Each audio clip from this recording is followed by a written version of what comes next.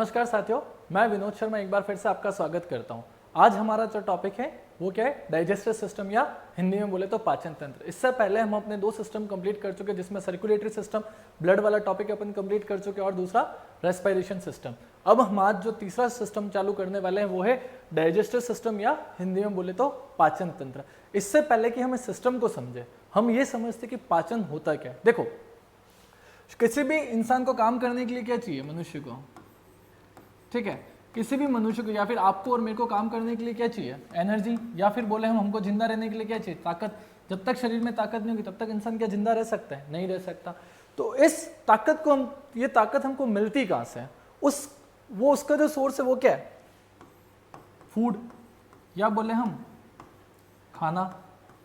ठीक है, हम सब खाना क्यों खाते हैं, क्योंकि हमें एनर्जी की जरूरत पड़ती है ताकि हम जिंदा रह सकें। तो ये जो खाना होता है ना, ये इस समय क्या होता है, दो अवस्था में होता है। देखो, एक तो होता है जटिल पदार्थ। क्या होता है जटिल पदार्थ? जटिल पदार्थ कैसे होता है, देखो, जैसे मान लो कि एग्जांपल लेते हैं अपन रोटी का, तो रोटी क्या है, प्योर कार्बोहाइड्रेट नहीं है, या फिर अपन बोल सकते हैं कि कार्बोहाइड्रेट की लोवेस्ट फॉर्म ग्लूकोज में नहीं है, उसमें प्रोटीन भी है, कार्बोहाइड्रेट भी है, बहुत सारी चीजें। तो वो क्या एक जटिल पदार्थ बहुत सारे पदार्थों से मिलकर बना है। तो उस स्टेज में, मतलब उस स्टेज में बॉडी क्या अपने खाने को एब्जॉर्ब नहीं कर पाती या उसका अवशोषण नहीं कर पाती। तो इस पदार्थ को क्या होता है, और एक और चीज क्या होता है, ये इस समय अघुलनशील अवस्था में होता है। कौन सी अवस्था में होता है, अघुलनशील अवस्था में होता है। ठीक है, जब खाना हम खाते हैं वो क्या होता है, जटिल पदार्थ होता है और एक अघुलनशील अवस्था में होता है। तो जब हम इसको क्या करते हैं, सिंपल यानी कि सरल पदार्थ में, सरल पदार्थ कैसे बोले, जैसे कि मान लो कार्बोहाइड्रेट का अपन ने जब खाया था वो पॉलीसैकेराइड था, तो हमने उसको ग्लूकोज में कन्वर्ट किया। तो ग्लूकोज क्या इसकी सबसे सिंपल फॉर्म है, तो ग्लूकोज में कन्वर्ट किया। तो ग्लूकोज क्या होता है, जो घुलनशील भी होता है, क्या है, सरल पदार्थ है। तो हम इसको क्या करते हैं, सरल पदार्थ में। और दूसरा क्या होता है कि घुलनशील पदार्थ में। किसमें घुलनशील, तो ये याद रखना, वायु में घुलनशील, ओ सॉरी वायु क्या, जल में घुलनशील होना चाहिए। तो अघुलनशील पदार्थ और जटिल और अघुलनशील पदार्थ को किसमें बदलते हैं हम, सरल पदार्थ और घुलनशील पदार्थ में, ताकि उसका अवशोषण हो सके। इस पूरे प्रोसेस को बोला जाता है डाइजेशन, या फिर हम बोलते हैं इस पूरे प्रोसेस को क्या बोला जाता है, पाचन तंत्र। अब हम इसके देखो डेफिनेशन की बात करते हैं कि डाइजेस्टिव सिस्टम होता क्या है। तो अब इसकी डेफिनेशन लगे, यह ऐसी प्रक्रिया है, क्या है ये, ऐसी प्रक्रिया जिसमें जटिल और अघुलनशील पदार्थों को सरल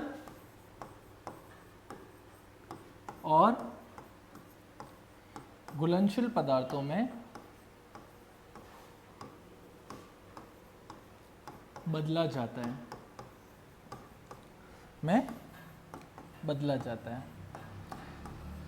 ये चीज क्लियर हुई कि अगर हम बिल्कुल सिंपल से बात करें कि डाइजेशन या पाचन की डेफिनेशन क्या है, तो ये ऐसी प्रक्रिया है जिसमें जटिल और अघुलनशील पदार्थों को सरल और घुलनशील पदार्थों में बदला जाता है। क्यों बदला जाता है, क्योंकि जटिल पदार्थ जब जटिल होते हैं या फिर अघुलनशील अवस्था में होते हैं तो शरीर में इनका अवशोषण नहीं हो पाता। अवशोषण नहीं हो पाता है तो उससे क्या होता है कि शरीर में जो भी जैसे कार्बोहाइड्रेट, प्रोटीन से वो आपके शरीर में सेल तक नहीं पहुंच पाता, और सेल तक नहीं पहुंचेंगे तो उससे आपको एनर्जी नहीं मिलेगी। क्योंकि अपन ने क्या पढ़ा था इससे पहले भी, अपन देख चुके सेल का ऑक्सीडेशन कहाँ पर, पदार्थ का ऑक्सीडेशन कहाँ पर होता है, तो सेल में होता है, जिससे हमको एटीपी का निर्माण होता है और हमको एनर्जी मिलती है। तो उस पूरे प्रोसेस के लिए हमको क्या है कि इसको एब्जॉर्प्शन करवाना जरूरी है। मतलब कोई भी पदार्थ का जब तक एब्जॉर्प्शन नहीं होगा, कंडीशन क्या मस्ट है, एब्जॉर्प्शन होना चाहिए। एब्जॉर्प्शन बोले तो अवशोषण, ठीक है, अवशोषण होना चाहिए। ये अवशोषण कहां पर होता है, तो शरीर के सिस्टम में, जिसको हम बोलते हैं रक्त, यही समझ लो, ठीक है। शारीरिक, जब किसी पदार्थ का हमारे शरीर में रक्त के अंदर प्रवेश हो जाता है तो उसको बोला जाता है एब्जॉर्प्शन। ये बिल्कुल सिंपल डेफिनेशन है जिसको हम, ताकि एक आम इंसान समझ सके और आप इजीली समझ सको, इसलिए बता रहा हूँ। बाकी इसकी टेक्निकल डेफिनेशन बिल्कुल अलग है, लेकिन एक सिंपल भाषा में बात करें तो किसी भी पदार्थ का जब रक्त के परिसंचरण में जब वो प्रवेश कर जाता है तो उसको बोला जाता है एब्जॉर्प्शन। तो ये सिस्टम समझ में आया कि what is the digestive system या पाचन तंत्र क्या है, तो एक ऐसी प्रक्रिया जिसमें जटिल और अघुलनशील पदार्थों को सरल और घुलनशील पदार्थों में बदला जाता है ताकि उसका अवशोषण हो सके। ठीक है, अब डाइजेस्टिव ऑर्गन में, डाइजेस्टिव सिस्टम में क्या क्या काम होता है, तो डाइजेस्टिव सिस्टम में दो चीजें होती है। ठीक है, ये दो चीजें मिलकर ही डाइजेस्टिव सिस्टम पूरा बनाती है। तो पहली तो बोलते हैं इसको एलिमेंट्री कैनाल। क्या बोलते हैं? एलिमेंट्री कैनाल, या फिर हम बोले आहार नाल। क्या बोला जाता है? आहार नाल या एलिमेंट्री कैनाल। और दूसरी चीज इसमें शामिल होती है वो होती है ग्रंथियां। ग्रंथियां बोले तो ग्लैंड्स। अब डाइजेस्टिव सिस्टम में 3 ग्लैंड्स काम करती है। पहली लार ग्रंथि, ठीक है, इसको इंग्लिश में बोलते हैं सलाइवरी ग्लैंड, सलाइवरी ग्लैंड। दूसरी यकृत, जिसको बोला जाता है लीवर। और तीसरी क्या बोला, तीसरी कौन सी होती है? पैनक्रियास। क्या होती है ये? पैनक्रियास। इसको बोला जाता है इंग्लिश में अग्नाशय। देखो ग्रंथियां क्या होती है, ग्रंथियां कोई भी पदार्थ अपने अंदर निर्माण करती है और फिर उनके अंदर से उन पदार्थों को सिक्रीट करती है, जिससे कि वो कहीं पर भी जाके उनका जो टारगेट ऑर्गन होता है उस पर जाकर काम कर सके। तो ग्रंथियां किस किस को सिक्रीट करती है? ये सिक्रीट करती है हार्मोन्स और एंजाइम को। तो हार्मोन्स और एंजाइम को कौन सिक्रीट करेगा? तो ग्रंथियां सिक्रीट करेगी। वैसे हमारे जो डाइजेस्टिव सिस्टम में 3 प्रकार की ग्रंथियां काम की है। कौन सी? एक तो लार ग्रंथि, जिसको हम बोलते हैं सलाइवरी ग्लैंड, दूसरी यकृत लीवर, और तीसरा पैनक्रियास, जिसको बोलते हैं अग्नाशय। ठीक है, ये दो सिस्टम, ये दोनों चीजें मिलकर ही पूरा डाइजेस्टिव सिस्टम बनाती है। अब हम पहले बात करेंगे एलिमेंट्री कैनाल की, फिर उसके बाद करेंगे कौन कौन सी ग्लैंड्स काम करती है। ठीक है, पहले बात करते हैं कि एलिमेंट्री कैनाल क्या होता है। एलिमेंट्री कैनाल या बोले आहार नाल।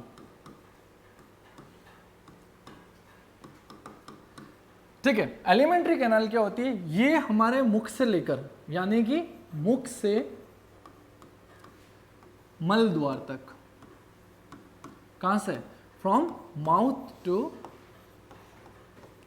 रेक्टम तक ये पूरा एक स्ट्रक्चर होता है, जिसकी लंबाई कितनी होती है? तो उसकी लंबाई होती है 8 से 10 मीटर। ये आगे 8 अंगों में विभाजित है, ये आगे बहुत सारी चीजों में विभाजित है, उसके बारे में हम बात करने वाले। लेकिन जो मेन जो ऑर्गन होता है जिसको सम्मिलित करके जो बोला जाता है वो क्या होता है डाइजेशन में? उसको बोला जाता है एलिमेंट्री कैनाल। ये आपके मुख से लेकर मल द्वार तक जो पूरा स्ट्रक्चर है, अभी हम आगे बात करने वाले, अभी मैं आपको पूरा डायग्राम दिखाऊंगा कि पूरा स्ट्रक्चर जो होता है उसको सिर्फ एक ही नाम दिया जाता है, एलिमेंट्री कैनाल, जो 8 से 10 मीटर तक की लंबाई होती है उसकी। ये चीज आपको याद रखनी है। ठीक है, अब हम बात करने वाले कि इस एलिमेंट्री कैनाल को आगे कितने भागों में डिवाइड किया गया। ठीक है, तो इसके अंग कौन कौन से? सबसे पहला क्या है? मुख। क्या है? मुख, जिसको हम बोला जाता है इंग्लिश में बोले तो माउथ। दूसरा फेरेनेक्स, फेरेनेक्स, इसको क्या बोलते हैं? ग्रसनी। ये हमने रेस्पिरेटरी सिस्टम या श्वसन तंत्र में भी पढ़ा था, ग्रसनी। तीसरी ईसोफेगस, जिसको क्या बोला जाता है? ग्रास नली। क्या बोला जाता है? ग्रास नली। मुख हो गया, फेरेनेक्स हो गया, ईसोफेगस हो गया, उसके बाद स्टमक। क्या हो गया? स्टमक, इसको बोला जाता है आमाशय। 5वां इंटेस्टाइन, इंटेस्टाइन को बोलते हैं अपन आंत। ये वापस आगे 2 भाग में डिवाइड है, छोटी आंत और बड़ी आंत। और लास्ट कौन सा है? उसको बोलते हैं अपन मल द्वार, इंग्लिश में बोलते हैं इसको रेक्टम। ठीक है, ये पूरे सारे ये जितने के जितने 6 ऑर्गन है, कौन से लिए अपन है? मुख, फेरेनेक्स, ईसोफेगस, स्टमक, इंटेस्टाइन और रेक्टम। इन सबसे मिलकर बनी होती है एलिमेंट्री कैनाल। तो ये पूरे जो प्रोसेस है, ये पूरा जो पार्ट है, इसको क्या बोला जाता है? एलिमेंट्री कोनाल। इसकी इन टोटल लंबाई कितनी है एलिमेंट्री कोनाल की? तो वो होती है 8 से 10 मीटर, यानी कि आहार नाल की जो लंबाई होती है हमारे शरीर में कितनी होती है? तो वो होती है 8 से 10 मीटर। अभी हम आगे डायग्राम में इनको लेबल करते हैं। देखो आप ये देखिए, जैसे ये देखिए, ये जो पूरा जो आपको दिख रहा है, जो माउथ से स्टार्ट हो रहा है, मतलब मुख से जो स्टार्ट हो रहा है, ये यहां तक मल द्वार तक, ये जो पूरा स्ट्रक्चर है ना, इस पूरे स्ट्रक्चर को बोला जाता है एलिमेंट्री कैनाल।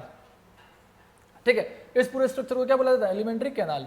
तो इसको देखो, इसके पार्ट्स देखो आप। सबसे पहले मुख कहाँ पे? ये अपना जो मुख है, ठीक है, जिसको हम अपना बोलते हैं मुख है, जो ये अपना यहां से स्टार्ट होती है। एलिमेंट्री कैनाल का पहला पार्ट कौन सा होता है? वो होता है मुख, या फिर इसको बोला जाता है मुख गुहा।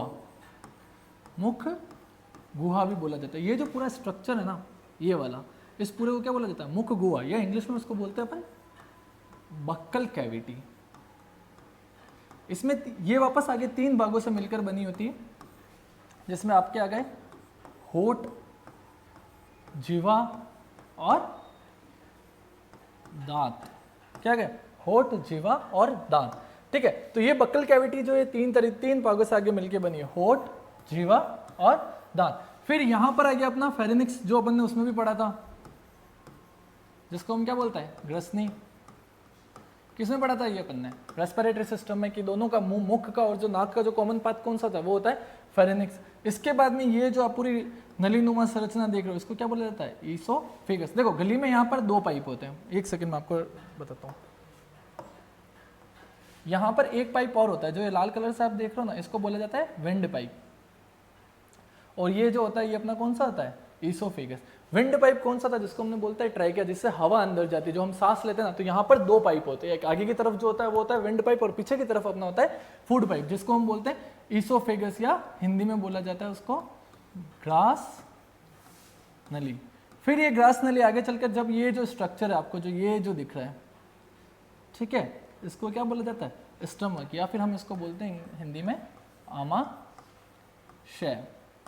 ठीक है, फिर ये स्टमक से यहां से जो स्ट्रक्चर शुरू होना है, ये वाला, इसको बोला जाता है आंत, या फिर बोला जाता है इंटेस्टाइन। ठीक है, इस पूरे को बोला जाता है आंत। फिर ये आगे विभाजित है, स्मॉल इंटेस्टाइन, लार्ज इंटेस्टाइन। जब हम इंटेस्टाइन को या फिर इस आंत को जब हम डिटेल में देखेंगे, तब हम इनको डिवाइड करेंगे, कहाँ से कैसे डिवाइड होती है।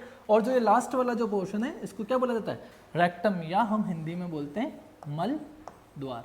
ठीक है, तो ये आपको समझ में आया कि कौन सा ऑर्गन कहाँ पे होता है, और ये पूरे प्रोसेस को, पूरी जो ये सिस्टम है, ठीक है ना, इस पूरे स्ट्रक्चर को इन डिटेल क्या बोला जाता है, या फिर इन टोटल बोला जाता है एलिमेंट्री कैनाल। क्या बोला जाता है? Alimentary canal. इसकी लंबाई कितनी? 8 से 10 मीटर। बार बार लंबाई इसलिए बता रहा हूँ क्योंकि ये बहुत बार पूछी गई है कि एलिमेंट्री कैनाल की लंबाई कितनी होती है। और अगर आप एनसीईआरटी की 10वीं की बुक देखिए स्टार्ट करेंगे, सबसे पहले एलिमेंट्री कैनाल में इसकी लंबाई ही दी गई है। तो एलिमेंट्री कैनाल की लंबाई कितनी होती है? 8 से 10 मीटर। अब हम क्या करेंगे, अब हम इसके एक एक पार्ट को डिटेल में बात करेंगे। तो सबसे पहले हम बात करते हैं इसका पहला ऑर्गन कौन सा है? मुख गुहा, जिसको हम क्या बोलते हैं? Buccal cavity. फर्स्ट पार्ट कौन सा अपना? बक्कल कैविटी बोल दो इसको, माउथ बोल दो, या फिर इसको क्या बोलता है? मुख। ठीक है, तो पहला पार्ट कौन सा अपना? पहला पार्ट कौन सा अपना? बक्कल कैविटी, इसको बोलते हैं अपन मुख गुहा। देखो मुख गुहा कौन सा है? जो ये अपन मुंह खोल रहे, जहां पर अपनी जुबान है, ये पूरा जो पोर्शन बोला जाता है, इसको बोला जाता है मुख गुहा। ठीक है, अपन ने डायग्राम में देख ही चुके थे कि मुख गुहा किसको बोला जाता है। तो इसका जो काम क्या है, सबसे पहले अपन बात करते हैं इसका कार्य क्या है। ये क्या करता है? भोजन को पीसना। आप क्या करते हो दांत से? जैसे आप खाना खाते हो, सबसे पहले खाना क्या करते हो? चबाते हैं अपन। तो उसको अगर बायोलॉजिकल बात में बात करें तो उसको बोला था भोजन को पीसना, प्लस इसको चिपचिपा बनाना, ताकि ये आगे मूव कर सके। जो अपन अपना जो सलाइवा है, जिसको अपन शुद्ध भाषा में बोलते हैं, जो अपना थूक है, उससे क्या करते हैं अपन? भोजन को चिपचिपा बनाना, ताकि वो आगे मूव कर सके। तो भोजन को पीसना प्लस इसको चिपचिपा बनाना। अब एक बहुत अच्छा क्वेश्चन यहाँ पर क्रिएट होता है, अपन डायरेक्ट क्वेश्चन का आंसर लेके चलते कि हमारे शरीर में पाचन शुरू कहाँ से होता है। अब लोगों की सबसे बड़ी भ्रांति क्या होती है कि उनको यूँ लगता है कि जो भोजन है उसका जो डाइजेशन है वो हमारे इंटेस्टाइन से शुरू होता है या स्टमक से शुरू होता है। ऐसा नहीं है, हमारे भोजन का सबसे पहले जो पाचन शुरू होता है वो मुख से शुरू होता है। ठीक है, एग्जाम्पल बताता हूँ मैं आपको। यहाँ पर जैसे स्टार्च है, स्टार्च को हिंदी में बोलते हैं मंड। मंड क्या है? ये एक पॉलीसैकेराइड है, यानी कि एक कठिन कॉम्प्लेक्स है। ठीक है, ये क्या करता है, यहां पर मुंह में ही ये कन्वर्ट हो जाता है माल्टेज एंजाइम से, सॉरी टाइलिन एंजाइम है, यहाँ पे माल्टेज नहीं है, सॉरी कौन सा एंजाइम, टाइलिन एंजाइम की मदद से, जो कि हमारे कहां पर होता है, सलाइवा में होता है। ये किस में कन्वर्ट हो जाता है, माल्टोज में। माल्टोज क्या है, डाइसैकेराइड। क्या है माल्टोज, डाइसैकेराइड। देखो अपन ने क्या पढ़ा था कि डाइजेशन क्या होता है, कि कठिन जटिल पदार्थों को सरल पदार्थों में बदलता है। वैसे ही जैसे फर्स्ट स्टेप में क्या, स्टार्च क्या है, स्टार्च एक पॉलीसैकेराइड है, यानी कि एक जटिल पदार्थ है जो टाइलिन की मदद से, टाइलिन एक एंजाइम है जो हमारे सलाइवा में पाया जाता है, उसकी मदद से किसमें कन्वर्ट होता है, माल्टोज। माल्टोज क्या है, डाइसैकेराइड, मतलब स्टार्च से सिंपल फॉर्म है माल्टोज, जिसको हम डाइसैकेराइड में कन्वर्ट होता है। तो यहां पर क्या होता है कि इसका जो आंशिक पाचन होता है, किसका, स्टार्च का। पूर्ण पाचन नहीं होता है। आंशिक पाचन किसमें होता है, मुख में। किसका होता है, स्टार्च का। तो हमारे शरीर में पाचन सबसे पहले कहां पे शुरू होता है, तो वो होता है मुख से। मुख में आंशिक पाचन शुरू हो जाता है, फिर आगे चलकर ये अलग अलग स्टेप्स में जाके पूरा कंप्लीट डाइजेशन होता है। जैसे अपन स्टार्च के एग्जांपल लेके चल रहे थे, स्टार्च, ठीक है, ये कन्वर्ट कहां हुआ, किसमें कन्वर्ट हुआ, माल्टोज में। ये क्या है, डाइसैकेराइड। ये क्या था, पॉलीसैकेराइड।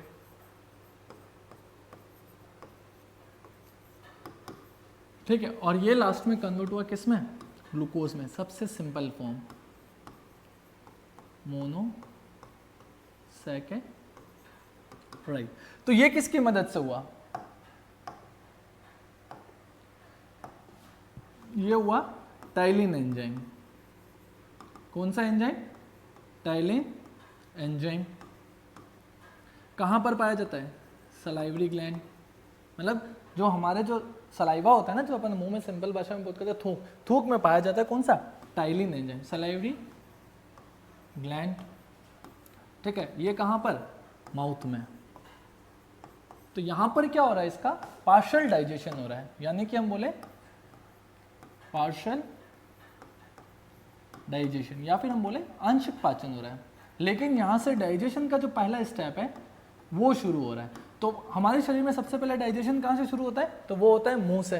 ठीक है, फिर माल्टोज में यहाँ पे कौन सा एंजाइम लगता है, यहाँ पर स्मॉल इंटेस्टाइन में अमाइलेज एंजाइम होता है।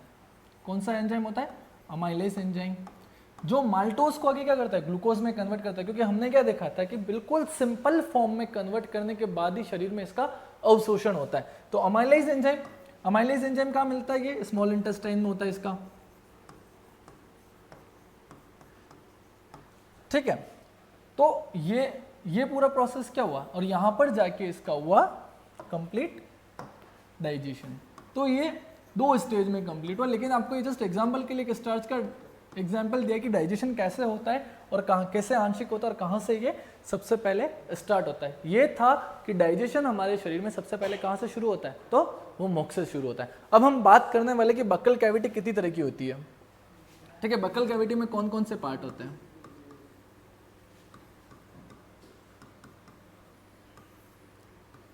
ये 3 भागों से मिलकर बनी होती है, होठ, ठीक है, दूसरे बोलते हैं अपन इनको दंत या दांत, और तीसरी जिह्वा। ठीक है, इंग्लिश में इनको बोलते हैं लिप्स, टेथ और टंग। इन तीनों को मिलाकर मिलती है बक्कल कैविटी, या जिसको हम क्या बोलते हैं, मुख गुहा। यहां तक समझ में आया। ठीक है, अब हम आगे बात करते हैं कि टंग का क्या काम है, होठ का क्या काम है, और फिर बात करने वाले टेथ का क्या काम है।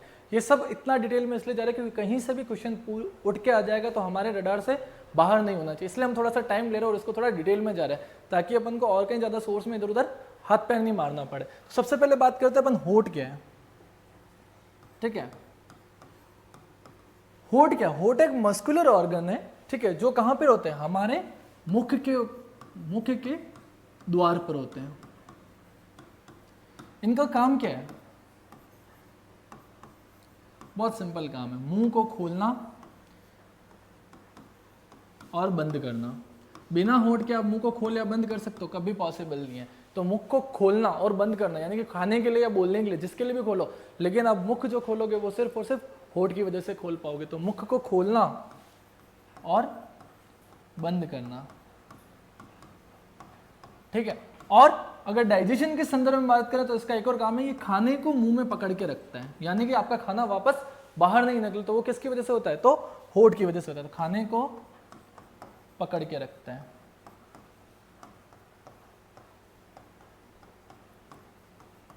ठीक है। ये हो गया आपके होठ, यानी कि हमने बोला इसको लिप्स। लिप्स क्या होते हैं, ये मुख के द्वार होते हैं जो क्या करते हैं, आपको मुख खोलने और बंद करने में मदद करते हैं। और तीसरा है कि खाने अगर हम खाते हैं तो उसको पकड़ने का काम करते हैं। दूसरी चीज क्या थी हमारी,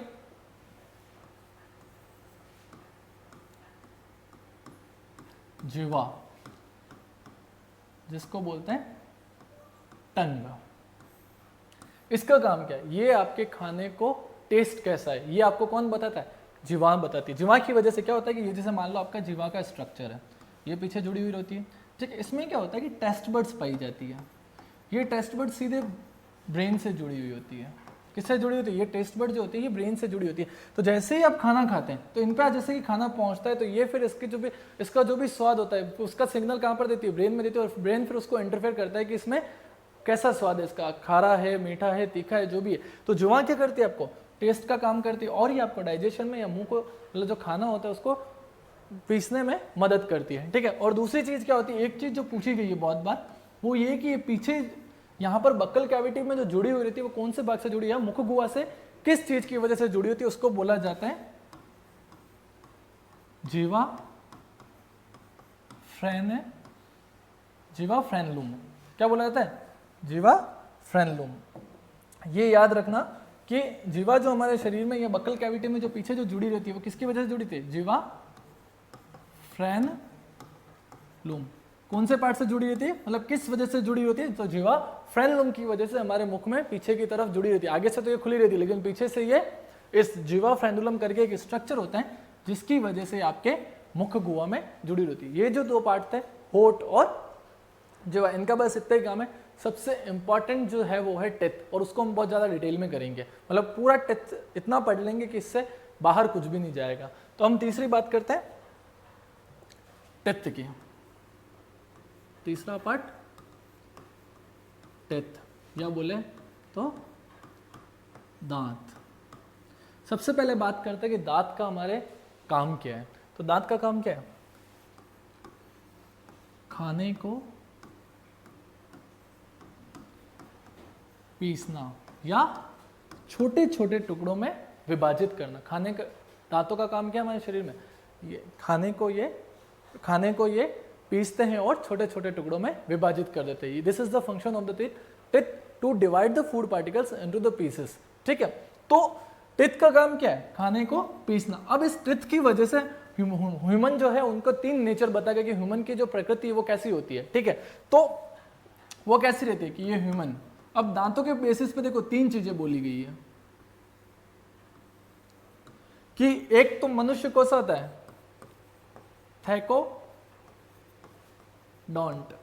थेकोडोंट, जिसको क्या बोलते हैं, गर्त दंती। क्या बोला जाता है, गर्त दंती। दूसरा डाइफॉइडेंट, जिसको बोलता है द्विबार दंती। और तीसरा बोलते हैं हेट्रोडोंट। क्या बोलते हैं, हेट्रोडोंट, जिसको बोला जाता है विषम दंती। अगर आपको पूछे क्या मनुष्य जो है या फिर हम जो इंसान है वो थैकोडोंट होते हैं, बिल्कुल होते हैं। या हमसे पूछे क्या ट्राइफोडेंट होते हैं, बिल्कुल होते हैं। तीसरी बात पूछा हेटेरोडोंट होते हैं, तो बिल्कुल होते हैं। कैसे होते हैं, क्यों होते हैं, वो हम अभी एक एक टॉपिक पे बात करेंगे, लेकिन ये 3 टर्म्स याद रखना। कौन कौन सी? एक तो थैकोडोंट जिसको बोलते हैं हिंदी में गर्तदंती, डायोफोडेंट जिसको बोला जाता है द्विबारदंती, और तीसरा क्या है? हेटेरोडोंट जिसको बोला जाता है विषम दंती। थैकोडोंट क्यों बोला? देखो एक एक टर्म लेके चलते हैं अपन। थैकोडेंट क्यों बोला? थैकोडोंट क्यों बोला, या फिर इसको क्या बोलते हैं? गर्तदंती। तो आप ये देखो, ये हमारा जैसे मान लो ये हमारा दांत है, यहां पे आप स्ट्रक्चर देखोगे ना, ये मान के चलो दांत है, तो इसमें क्या होता है, ये यहां से एक रफ आइडिया बता रहा हूं आपको, खाली एग्जांपल बता रहा हूं कि इसको अपन ने थैकोडेंटी क्यों बोला। ये जो स्ट्रक्चर क्या है, ये मसूड़े है, ठीक है। ये एक अपना नॉर्मल दांत होता है, ये नीचे वाला स्ट्रक्चर क्या है, इसको क्या बोला जाता है? मसूड़ है। तो ये जो दांत है ना, ये हमारे मसूड़ों के अंदर धसे हुए रहते हैं। क्या रहते हैं? धसे हुए रहते हैं, यानी कि एक गर्त है, इस गर्त के अंदर हमारे जो दांत है वो धसे हुए रहते हैं, इसीलिए इनको बोला जाता है, इसीलिए मनुष्य को क्या बोला जाता है? गर्त दंती, या फिर क्या बोला जाता है? थैकोडोंट, ठीक है। दूसरे टर्म पे आए हम। दूसरा टर्म क्या था?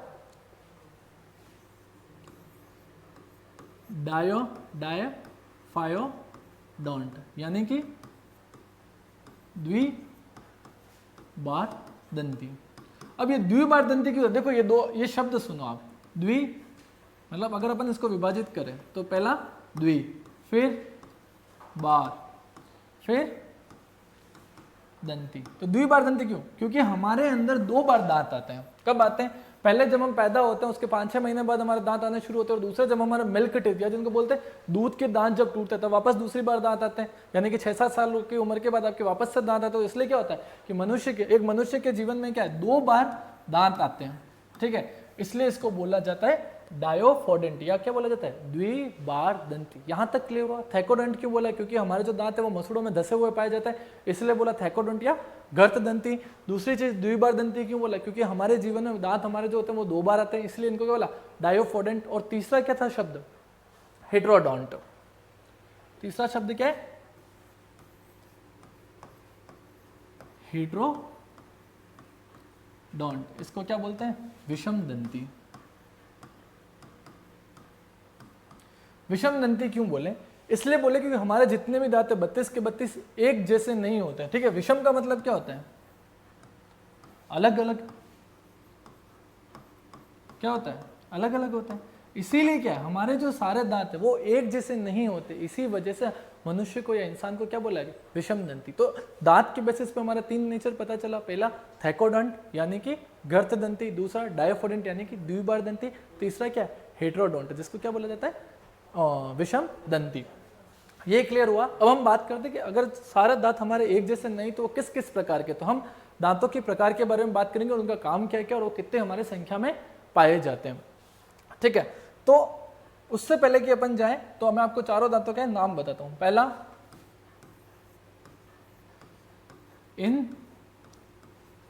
इंसाइजर जिसको बोला जाता है कृतंक, दूसरा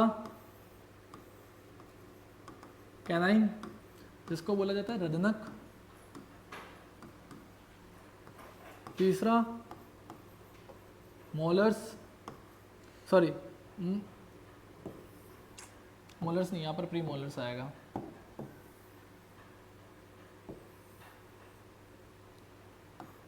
प्री मोलर्स,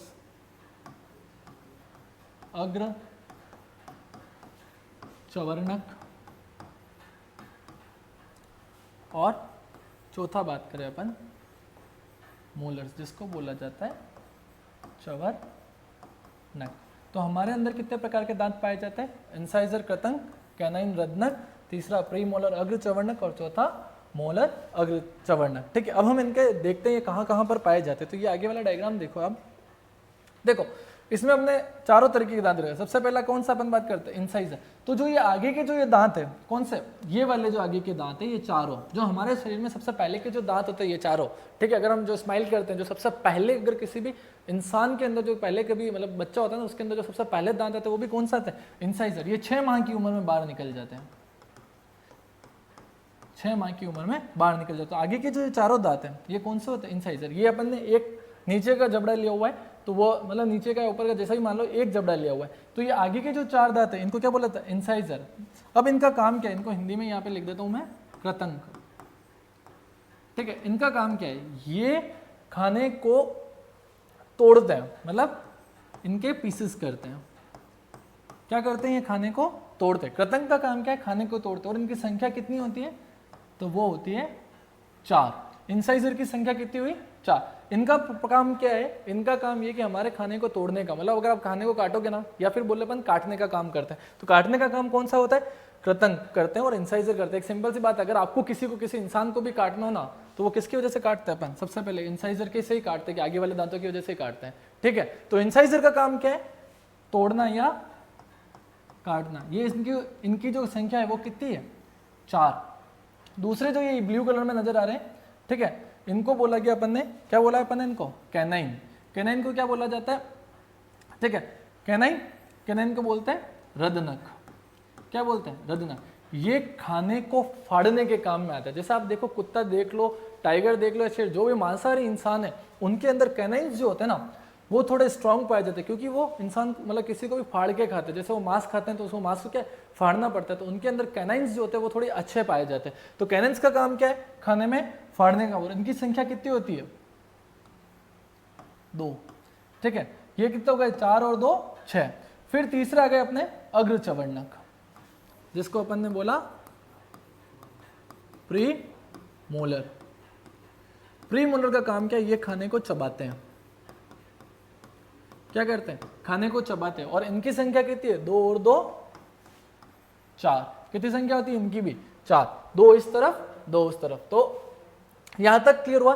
3 टाइप के टीथ हम देख चुके। सबसे पहले इंसाइजर को बोला कृतंक, ये खाने को क्या करते हैं, काटते हैं। ये संख्या में कितने होते हैं, 4। उसके बाद में दूसरे हो गए कैनाइन, ठीक है, कैनाइन को बोला जाता है रत्नक, ये संख्या में 2, ये खाने को फाड़ने का काम करते हैं। उसके बाद तीसरे अग्र चवर्णक, ये खाने को चबाने का काम करते हैं। और चौथे कौन से, ये जो 3 लास्ट के दे रखे, इनको बोला जाता है चवर्णक। ये क्या है, ये खाने को चबाने के ही काम आते हैं, या फिर खाने को पीसने के काम आते हैं। क्या काम आते हैं, खाने को पीसने के काम। तो यहां तक क्लियर हुआ कि हमारे शरीर में कितने प्रकार के दांत पाए जाते हैं। तो हमारे अंदर 4 प्रकार के दांत पाए जाते हैं। कौन कौन से, ये अपन देख चुके हैं, इंसाइजर, कैनाइन, प्रीमोलर और मोलर, यानी कि कृतंक, रदनक, अग्र चवर्णक और चवर्णक। अब इनकी क्वांटिटी कितनी होती है, आपको जो, अगर एक वयस्क इंसान में बात करें तो कितने दांत होते हैं, 32 दांत होते हैं। कैसे हुए, देखो, 4 और 2 6, 6 और 4 10, 10 और 6 कितने हो गई है, 16। तो एक जबड़े में 16 दांत हैं। 16 और 16 कितने हो गए, तो 32। एक वयस्क इंसान के अंदर 32 दांत पाए जाते हैं। और अगर हम बच्चों की बात करें तो बच्चों में कितने दांत पाए जाते हैं, तो चाइल्ड टीथ, ठीक है। तो बच्चों में कितने दांत पाए जाते हैं, तो पाए जाते हैं 20। अब देखो यहां से क्वेश्चन निकलता है, वयस्क में 32। अगर आपसे ये पूछे कि बच्चों में कितने दांत पाए जाते हैं, तो 20, ठीक है। वयस्क में कितने पाए जाते हैं, तो 32। कितने दांत आपके 2 बार आते हैं, ये भी एसएससी में पूछा गया था कि आपके जीवन में कितने दांत जो होते हैं वो 2 बार आते हैं। तो यहाँ पे देखो, ये 20 दांत आए और यही टूटे, तो यही वापस आएंगे। तो 2 बार दांत कितने आते हैं आपके, 20। और कितने दांत सिर्फ 1 बार आते हैं,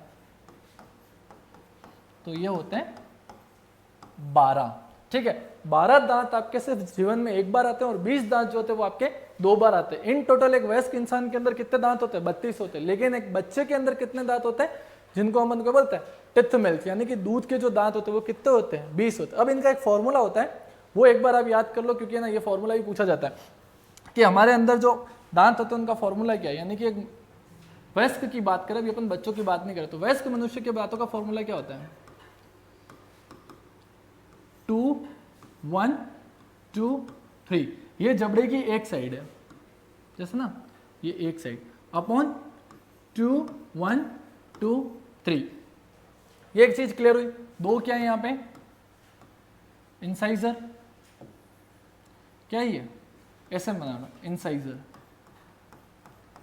एक कैनाइन जिसको हमने बोला रदनक, ये हो गया आपके कृतंक, ये आपके रदनक, ये पीएम प्रीमोलर यानी कि अग्र चवर्णक, और ये मोलर चवर्णक। ठीक है, तो कितने हो गए, 2 1 3 3 2 5 5 और 3 8, ये 5 8 ऊपर 8 नीचे, कितने हो गई है 16, और 16 को अगर आप ऊपर वाले जो से भी डिवाइड मल्टीप्लाई करते हो तो कितने हो गए 32।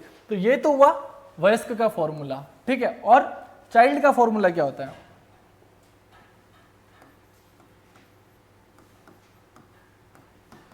तो 2102 2102। ये बहुत इंपॉर्टेंट है और ये बहुत सारी बुक्स में नहीं दे रखा है, लेकिन अपने एग्जाम में आ सकता है क्योंकि एसएससी में बहुत बार पूछे जा चुके हैं ये क्वेश्चंस, तो हो सकता है अपने एग्जाम में भी आ जाए और आपको शायद एनसीईआरटी में नहीं मिलेगा, इसलिए इसको थोड़ा सा ध्यान से देख लेना। ठीक है, तो बच्चों में दो वही अपने आई लिख देते हैं अपन यहाँ पे, इंसाइजर यानी कि कृतंक, दूसरा क्या ही है कैनाइन। बच्चों में ये ध्यान रखना प्री मोलर या अग्र चवर्णक दांत नहीं पाए जाते हैं। ठीक है, तो पीएम कितने 0, और जो चवर्णक है वो कितने पाए जाते हैं 2 पाए जाते हैं, और वयस्क में कितने पाए जा रहे थे 3 पाए जाते हैं। अगर आपसे पूछे कि बच्चों में कौन सा दांत नहीं मिलते हैं तो क्या बोला जाता है उनको कि प्री या फिर क्या होता है प्री मोलर्स नहीं मिलते या अग्र चवर्णक दांत बच्चों में नहीं मिलते, वो सिर्फ बड़ों में पाए जाते हैं, जिनको हम बाद में बोलते हैं कि अकल दांत आ रही है, जिसको बोलते हैं विजडम टीथ, जो बाद में ग्रोथ करता है। ठीक है, तो बच्चों में कितने दांत पाए जाते हैं 20। अब इसका फॉर्मूला देख लो, 2 और 1 3, 3 और 2 5, 5 और 5 10, 10 और इंटू 2 कर लो आप, कितने हो गए 20। तो वयस्कों में पाए जाते हैं 32 और बच्चों में पाए जाते हैं 20। 12 दांत जो होते हैं आपके जीवन में सिर्फ एक बार होते हैं, और 20 दांत जो होते हैं वो आपके जीवन में 2 बार आते हैं। ये सारी चीजें थी जो आपको पता होनी चाहिए। ये सब था अपने दांतों के बारे में, मुंह गुहा के बारे में। ठीक है, एक और चीज मैं आपको बता देता हूँ कि दांत हमारे कैसे, दांतों का एक बार स्ट्रक्चर और देख लेते हैं अपन। नॉर्मल सा स्ट्रक्चर है, ताकि अपने को क्या है एग्जाम में जो क्वेश्चन आता है ना कि इनेमल वाला पार्ट की सबसे स्ट्रॉन्गेस्ट पार्ट क्या होता है और दांत बने किससे होते हैं। देखो ये अपना एक दांत है,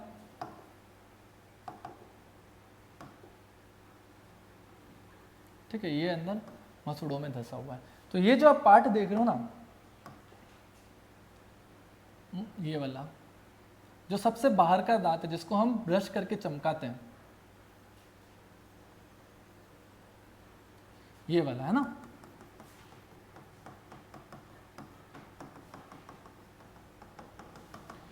आपसे अगर पूछे कि आप ब्रश करके दांत के कौन से पार्ट को चमकाते हो, जो सबसे ब्राइटेस्ट पार्ट होता है, तो वो कौन सा होता है इनेमल। कौन सा पार्ट होता है इनेमल। ये हमारे शरीर का सबसे स्ट्रांग पार्ट होता है, इससे मजबूत हमारे शरीर में कोई सा भी पार्ट नहीं होता।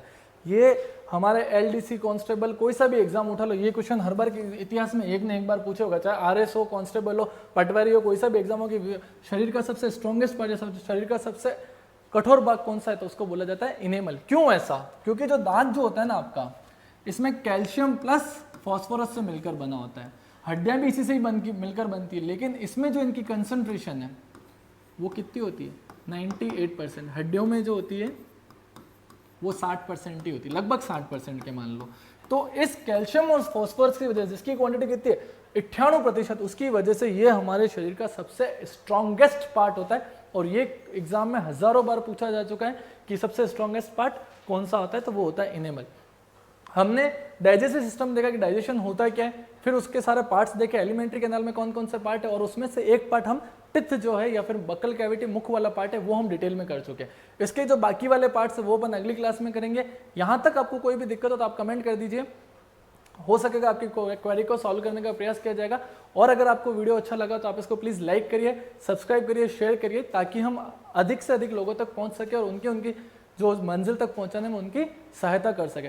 Thank you so much.